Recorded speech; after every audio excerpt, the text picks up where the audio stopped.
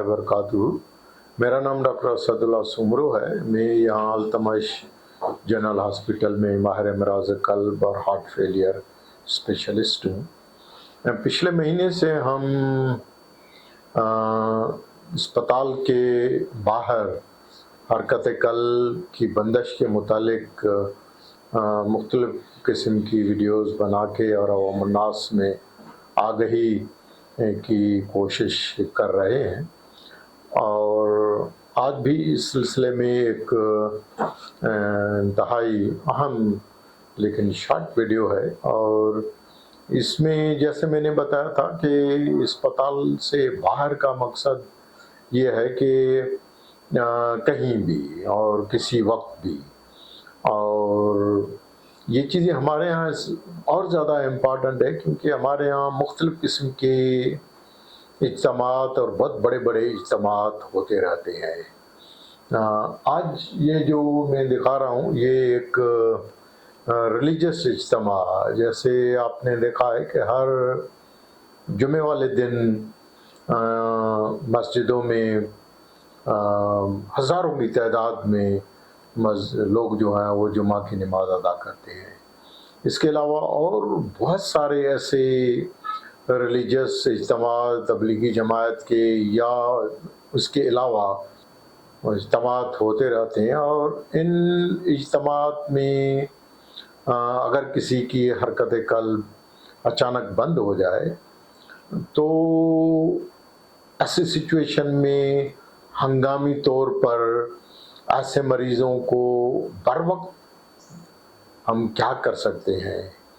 और हमें क्या करना चाहिए जो हम नहीं कर रहे हैं। और नहीं करने का मकसद ये है कि जब भी अस्पताल के बाहर हरकत क़ल्ब की बंदिश होती है तो ज़्यादातर जो हमारे लोग हैं उन लोगों में एक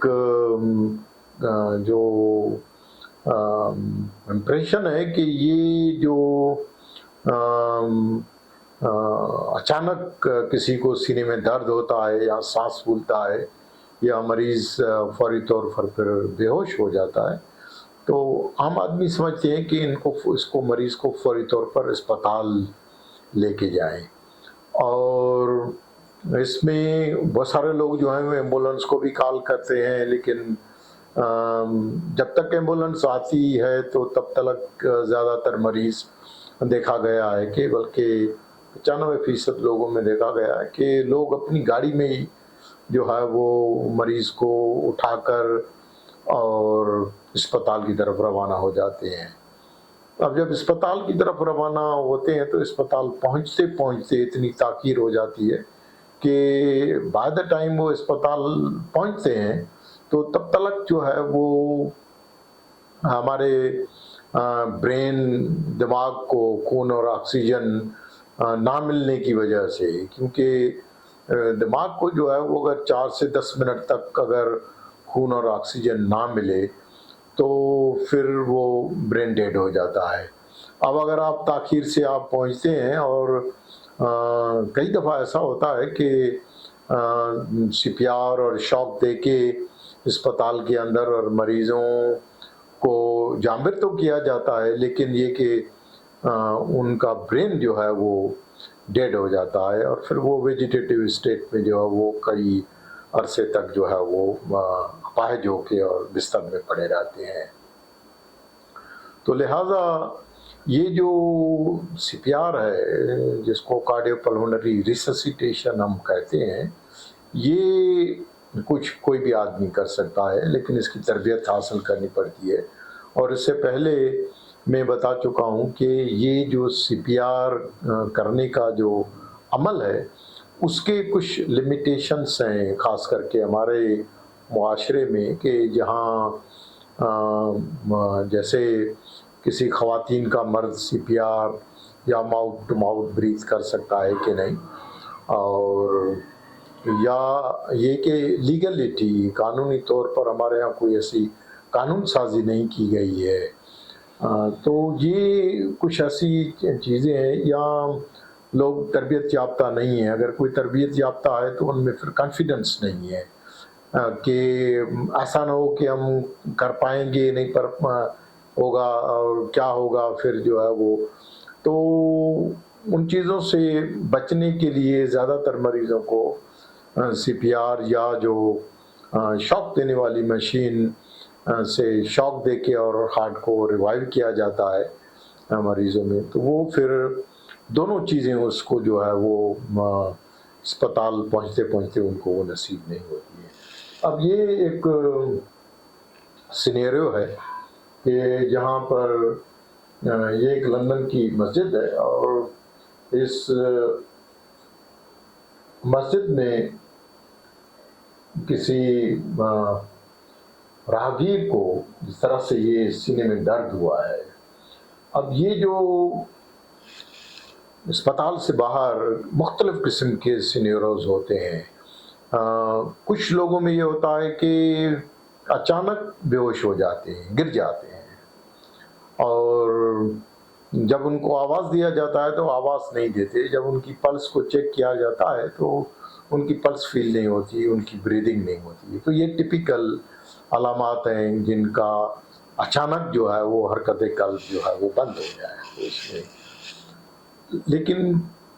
कुछ मरीज़ों में देखा गया है कि हरकत कल्ब की बंदत से पहले उनको सीने में दर्द होता है या सांस की शिकायत होती है।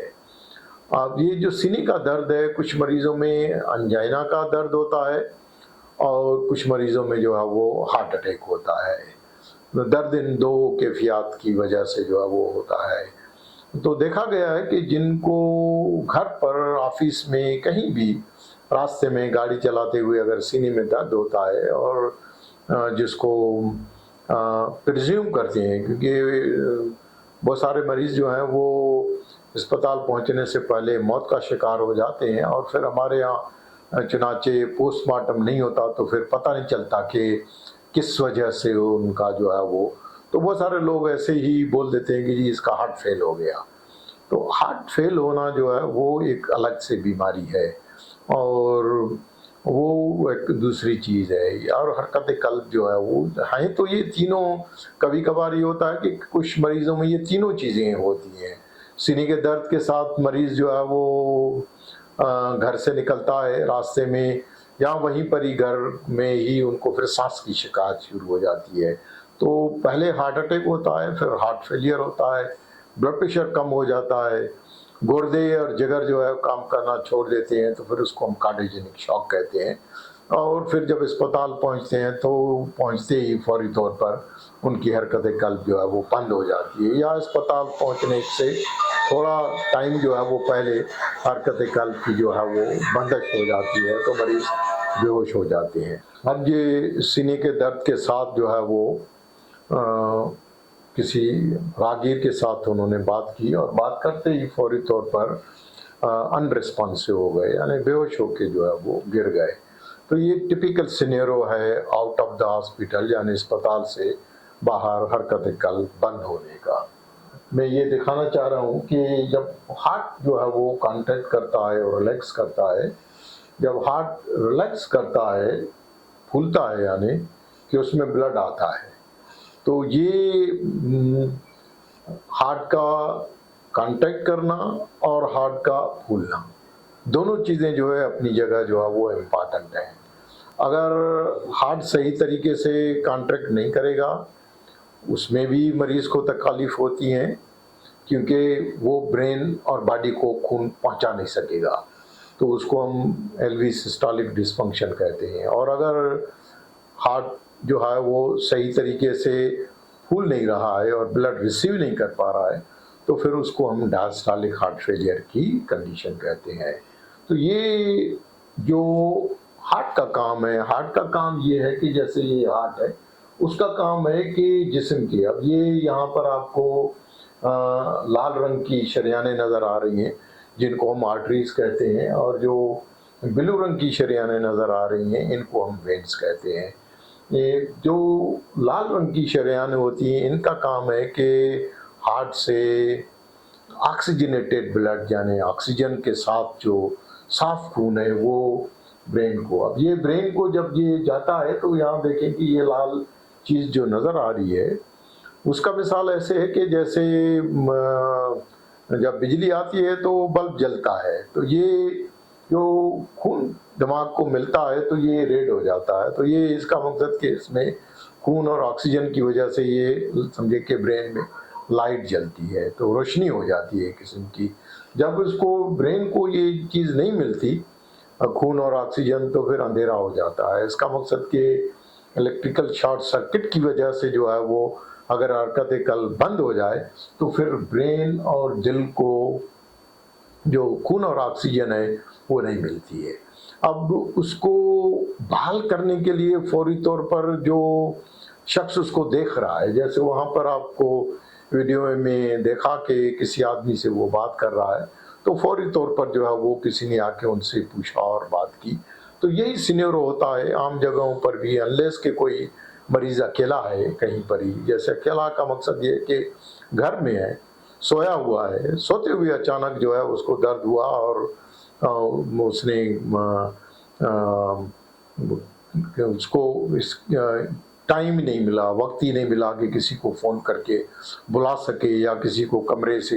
दूसरे कमरे में अगर कोई सोया हुआ है तो उसको बुला सके। तो इस किस्म के बेतहाशा ऐसे सिनेरियोज होते हैं। या लोग जो हैं कहीं पार्क में जो है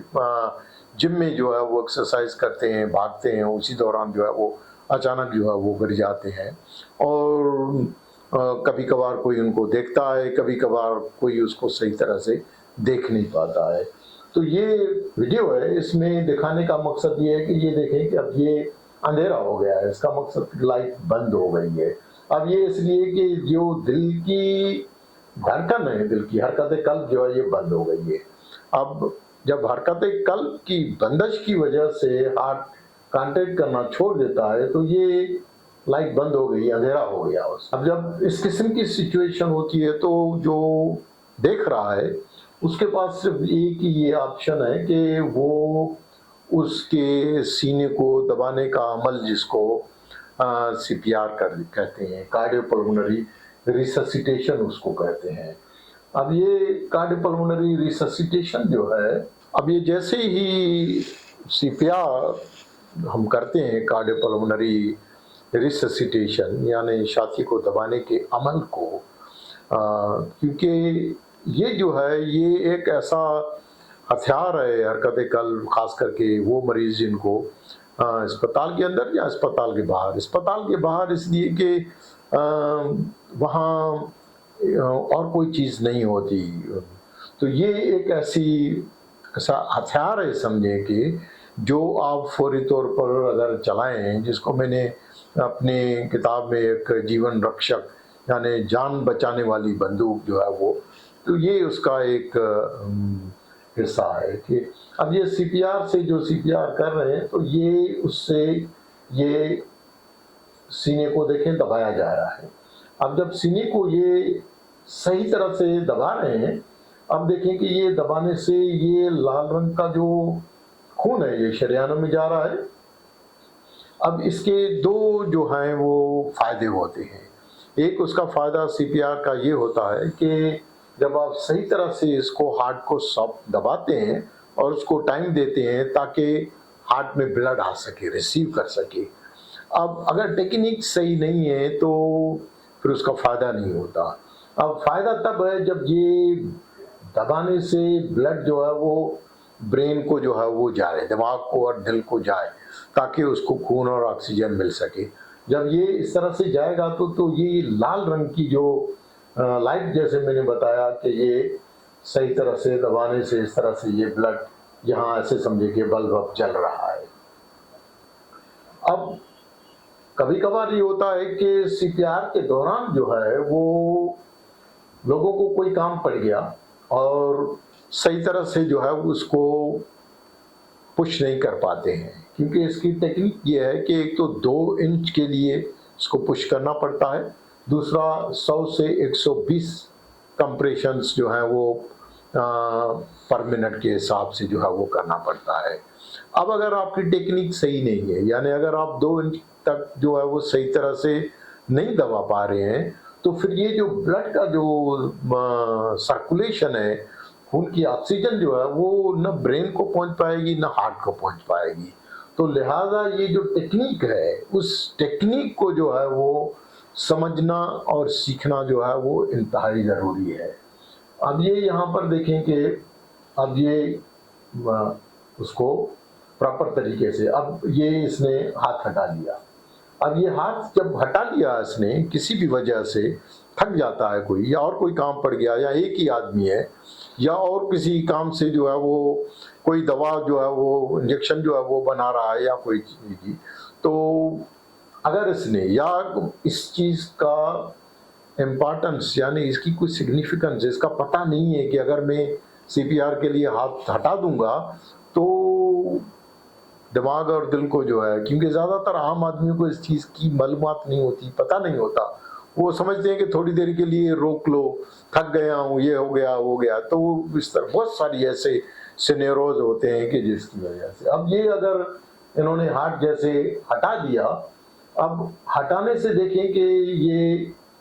हार्ट जो है वो सीना कॉन्ट्रैक्ट नहीं कर रहा है। जब ये सीना कॉन्ट्रैक्ट नहीं कर रहा है, जो ब्लड है वो खून और ऑक्सीजन जो है वो दिमाग की तरफ नहीं जा रहा है, तो अब ये देखेंगे यहाँ अंधेरा है। ये अब दूसरा सिनेरियो ये होता है कि अगर सही तरह से नहीं दबा रहे हैं, अगर सही तरह से नहीं दबाएंगे तो ये ब्लड जो है यहाँ तक जाके और यहाँ पर, या आप तेजी से दबा रहे हैं और उसको हार्ट को फिल करने का, फूलने का मौका नहीं दे रहे हैं, तो फिर भी ब्लड जो है वो नहीं जा रहा है। तो बताने का मकसद ये है कि ये जो सीपीआर की टेक्निक है, इस सीपीआर की टेक्निक के लिए सही तरह से अगर आप, यानी जो जीवन रक्षक दुनाली बंदूक है, अगर उसको, ये सीपीआर है क्योंकि सीपीआर ही एक ऐसी चीज है जो आई विटनेस जो उसको देख रहा है, क्योंकि कार्डियक अरेस्ट जो है वो एक